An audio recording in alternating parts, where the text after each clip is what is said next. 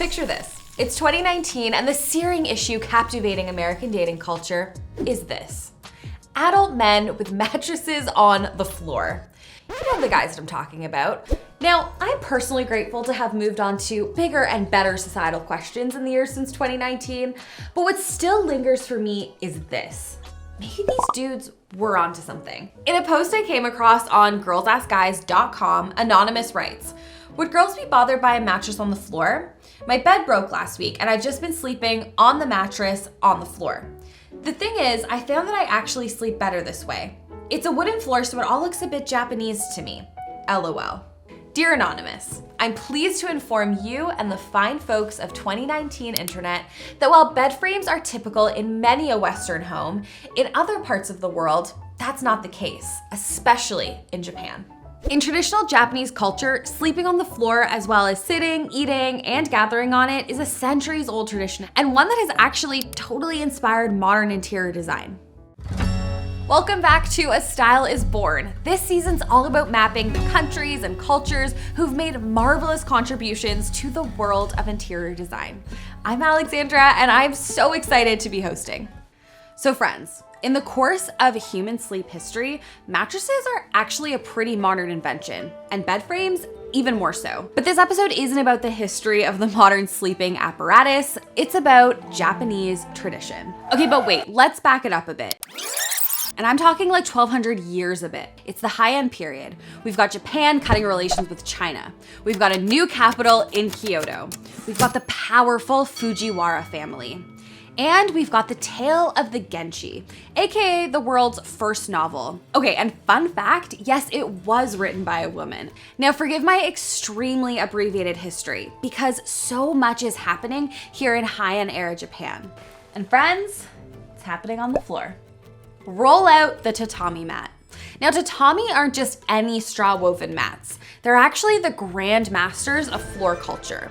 Originally, tatami were rolled out and stacked on wooden floors and for the nobles to sit and sleep on. Over time, tatami expanded, not only to cover the entire floor in the rooms of the high ranking, but in Japanese homes everywhere. It became the literal fabric of traditional Japanese life, and of course, the first foundational layer of Japanese interior design.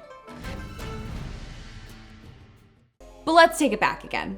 I know I said earlier that in the Heian period, Japan cut off relations with China. After hundreds of years of Chinese cultural influence, Japan basically said, hey, it's time for me to do me. And I know that history is much more nuanced than that, but in a nutshell, while Japan was focusing on harnessing its own national culture and identity, Zen Buddhism by way of China was still growing increasingly mainstream, especially among the samurai class. I bring this up because we'd be remiss to talk about traditional Japanese interior design and floor culture without talking Zen.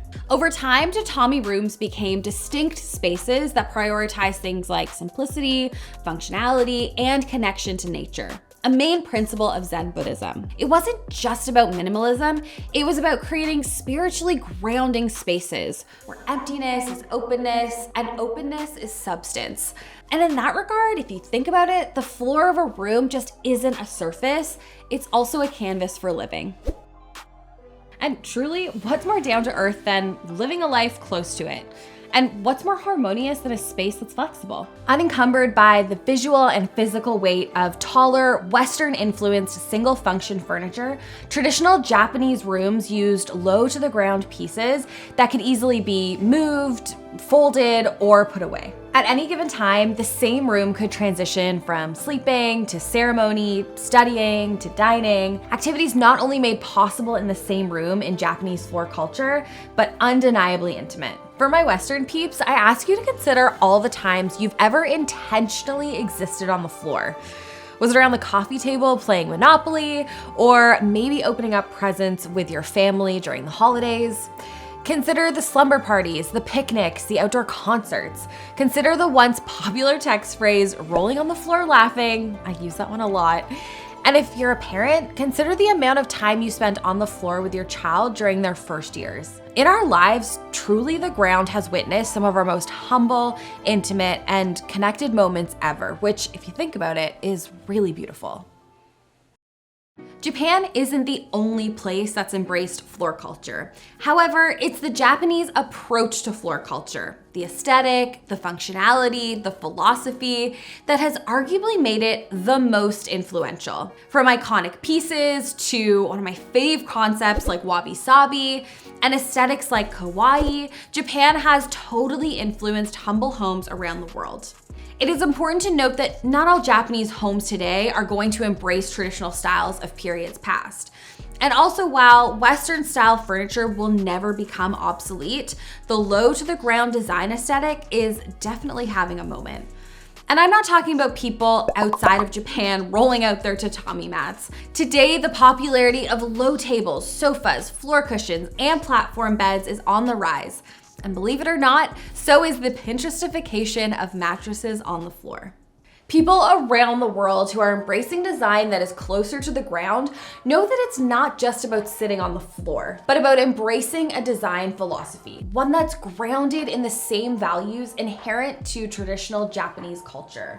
A culture that has so much to teach us, not only about designing our spaces, but being in our spaces. And we've only just skimmed the surface.